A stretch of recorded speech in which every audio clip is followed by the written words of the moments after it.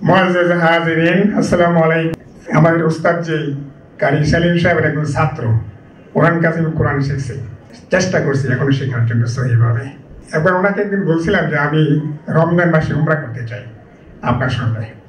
উনি বলেন যে আমি তো রমজানে উমরা যাই না, আপনাকে পাঠাবো একটা লোকের মাধ্যমে। তো পাঠাইলেন, এমন এক লোকের সঙ্গে পাঠাইলেন। আমি ওনাকে যখন জিজ্ঞেস করলাম, উনি আমাকে জিজ্ঞেস করলেন আপনার মুআল্লিম কে? আমি বললাম যে আমার মুআল্লিম তো মনে হয় আপনি। তাই নাকি? আচ্ছা। তো এই ছিল ওনার সঙ্গে আমার কথাবার্তা, দেখা সাক্ষাৎ। তারপরে আর দেখা সাক্ষাৎ হয়নি আমার সঙ্গে। তো আমি এই উমরাটা আমি করে আসছি আমার মতো করে। তো আমি এখানে আজওয়া হজ ট্রাভেলসের মাধ্যমে একবার উমরা করেছি ওনার সঙ্গে, কারি সালিম সাহেবের সঙ্গে, ওস্তাদের সঙ্গে। এটা আমার 6 নম্বর এজেন্সির সফর ছিল। তার আগে আমি আরো 5টা এজেন্সির সঙ্গে সফর করেছি। তো আমি যদি তুলনা করতে চাই তাহলে বলবো যে এখন হজের আপনার 3 রকমের ট্রেনিং হয়। একটা ট্রেনিং হয় অ্যাডমিনিস্ট্রেটিভ, যেটা দিয়ে এখান থেকে লোকজনকে নিয়ে যাবেন আবার ফেরত নিয়ে আসবেন। এটা অ্যাডমিনিস্ট্রেটিভ ট্রেনিংয়ে কভার করে। এই জিনিসটা হজ এজেন্সিগুলি ঠিকমতো করে না, যার জন্য একটা ভুল বোঝাবুঝি হয়, তাদের এক্সপেকটেশনের মধ্যে অনেক গ্যাপ থাকে। তো আমি এমনও দেখেছি যে হজে যারা গিয়েছেন অনেক গুনার কাজ করেছেন। তরকারির বাটি মুআল্লিমের মুখের বেশ ছুঁড়ে দিয়েছে, এইসব দিয়ে ভাত খায় না। আর বেশি কিছু বলবো না। তো এটা কেন হয়? এটা হয় এই জন্য যে আমরা আসলে যাই কেন, ওখানে কেন যাই এটাই জানি না। তো আমরা যদি হজের যে 3টা ট্রেনিং হয়, একটা অ্যাডমিনিস্ট্রেটিভ ট্রেনিং, একটা ফাংশনাল ট্রেনিং যেটা হজের গ্রামার বলা হয়, হজের ব্যাকরণ বলা হয়। তো এই ব্যাকরণটা আপনারা জানেন, যারা হজ করেছেন বা যাবেন তারা শিখবেন। প্রচুর বই বাজারে আছে হজের ব্যাকরণ জানার জন্য, হজের গ্রামার জানার জন্য। কিন্তু আরেকটা জিনিস যেটা মিসিং, সেটা হচ্ছে হজের আধ্যাত্মিক জিনিসটার কোনো ট্রেনিং হয় না। এটা কোনো এজেন্সি করে না। আমি ওস্তাদকে বলবো হজের আধ্যাত্মিক ট্রেনিংটার উপরে জোর দেওয়ার জন্য। কারণ আধ্যাত্মিক ট্রেনিংটা না থাকার কারণে আমরা কেন হজে যাচ্ছি, কেন তাওয়াফ করছি, কেন আমরা বিভিন্ন জায়গায় সফর করছি, হজের 4টা জায়গায় আমরা যাই কেন, ওখানে যাই আমরা 5 দিনে 4 কাজ 9টা কাজ করতে হয় 4 জায়গায়। তো এই যে কাজগুলি, এটা হলো হজের ডেফিনেশন। তো এটাই হলো গ্রামাটিক্যাল কাজ। এটা এই ফাংশনটা উপরে ট্রেনিং দেওয়া হয়, তারা করে, সবাই করে। কিন্তু আধ্যাত্মিক ট্রেনিংটা হয় না। আমরা জানি না কেন হজ করতে গেছি, কেন তাওয়াফ করছি, কেন আরাফায় যাচ্ছি, কেন মুজদালিফায় যাচ্ছি, কেন মিনায় যাচ্ছি, কেন পাথর মারছি। এটার হিস্ট্রি যদি আমরা না জানি, আমরা ইব্রাহিম আলাইহিস সালামের জীবনী যদি না পড়ি, মা হাজেরার জীবনী যদি না পড়ি, তাহলে আমি হজ করতে পারবো না সহিভাবে। হজে আমার আধ্যাত্মিক দিকটা আসবে না।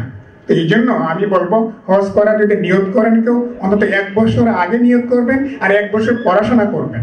হজের আধ্যাত্মিক জিনিসগুলো পড়াশোনা করবেন, তারপরে হজে যাবেন। টাকা হইলো, টাকা আছে পকেটে, দৌড় দিলাম, আজও হজের মাধ্যমে চলে গেলাম, দৌড়িয়ে চলে আসলাম হজ করে। এটা হজ না। এটা কক্সবাজার সফর হবে, ব্যাংকক সফর হবে, মালয়েশিয়া সফর হবে, হজ হবে। তো এইরকম হজ আপনারা করবেন না। হজটা অনেক কঠিন জিনিস, আর্থিক টাকা পয়সা লাগে, সেখানে আপনার পরিশ্রম করতে হয়। এখানে আমি দেখেছি আপনার হজে যারা গিয়েছেন, আরাফা থেকে যখন মুজদালিফায় আসছেন, সবচেয়ে কঠিন কাজ হলো হজের ওইটা। কারণ সেখানে মানুষ, এখানে 50 লাখ 40 লাখ লোক ওখানে যায় একসঙ্গে, তারা মাগরিবের পরে ওখান থেকে রওনা দেয়। কিভাবে আসবে?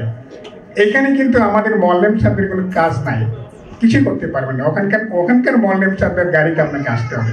তো সেইখানে অনেকে পায়ে হেঁটে আসতে হবে, গাড়িতে আসতে পারবে না। গাড়িতে আসলেও আপনার গাড়ি এমনভাবে চলছে আপনার পায়ের গতির চেয়ে কম।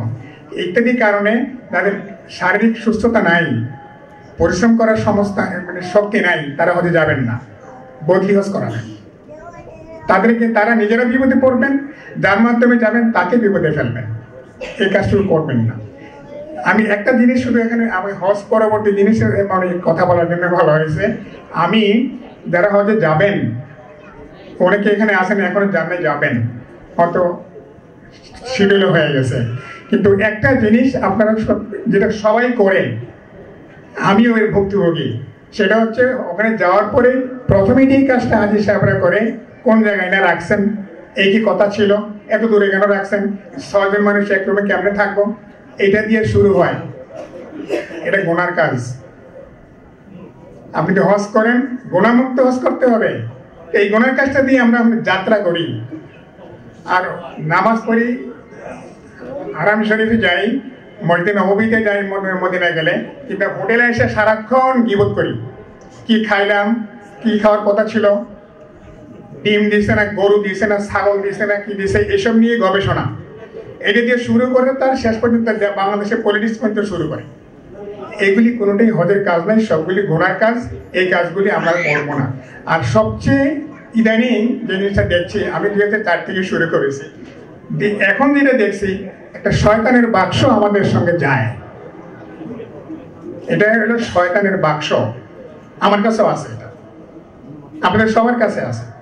এই বাক্সটার সদ্ব্যবহার যদি না করেন, আপনার হজ নষ্ট করে দেবে এই শয়তানের বাক্স। শয়তান আপনার সঙ্গে থাকতে পারে না অনেক সময় আপনার জায়গায়, কারণ ওই কাবা ঘরে আশেপাশে শয়তান যায় না।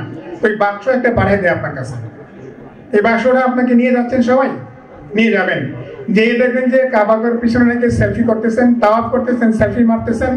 আমি এখন মদিনায় যাচ্ছি, আমি এখন তায়েফ যাচ্ছি, আমি এখন তাওয়াফ করছি। এগুলি আপনারা ফেসবুকে দেন। এগুলি অত্যন্ত গুনার কাজ। এই কাজগুলি করবেন না।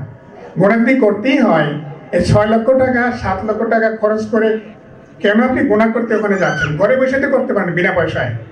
নিজে ঘরে বসে গুনাহ করেন না, 1 পয়সা খরচ হবে না। কেন 7 লাখ টাকা খরচ করে মক্কা মদিনা যাইয়া গুনাহ করতেছেন? এই কাজটুকু করবেন না। আপনাদেরকে গুনাহমুক্ত হজ করতে হবে। গীবতগুলি করবেন না, মানুষের বদনাম করবেন না। এই গুনার কাজগুলি করতে না ছাড়তে না পারেন, তাহলে হজে যাবেন না। যদি হজে যান, নিয়ত করবেন যে আমি গুনার কাজগুলি একটাও করবো না। হজে যে কত রকমের সমস্যা হয়, আমি আজওয়ার উস্তাদজিকে বলবো, হজের সমস্যাগুলি সবাইকে আগে স্মরণ করাই দেবেন।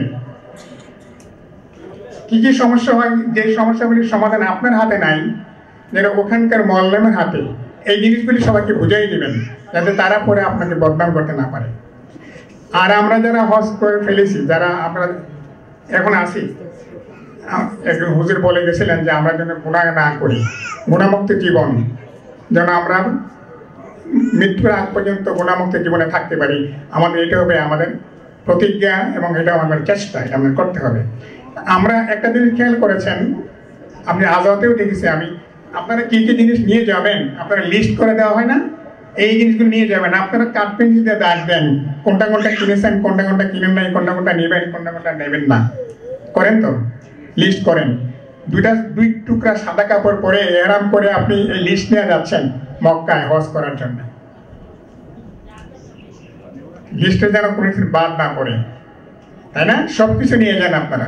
ওখান থেকে মশারিও নিয়ে যান অনেকে, যদি মশা কামড়ায়। কি না নিয়ে যান, সবকিছু নিয়ে যান। যা প্রয়োজন হবে 30 দিনের জন্য, 40 দিনের জন্য, 50 দিনের জন্য, ওমরা করলে 10-12 দিনের জন্য।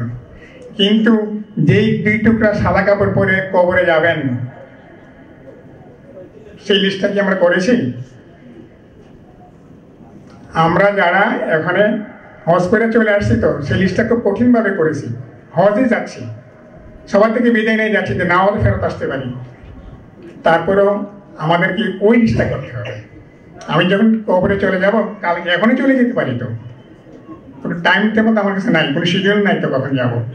হজের শিডিউল আছে ফ্লাইটের, আমার নাই। কবরে যাওয়ার কোনো শিডিউল নাই। এই জন্য আমরা সবাই প্রতিজ্ঞা করব যে আমাদের এই লিস্টটা যেন সহিভাবে করতে পারি। কি লিস্ট নিয়ে আমরা যাব, এটা হবে আমাদের প্রচেষ্টা, এটা আমরা করব। এটি এই অনুরোধ রেখে আমি আপনাদের সবার মঙ্গল কামনা করছি আর সুস্বাস্থ্য কামনা করছি। আল্লাহ আমাদেরকে গুনাহমুক্ত জীবন দান করুন। আসসালামু আলাইকুম ওয়া রাহমাতুল্লাহি ওয়া বারাকাতুহু।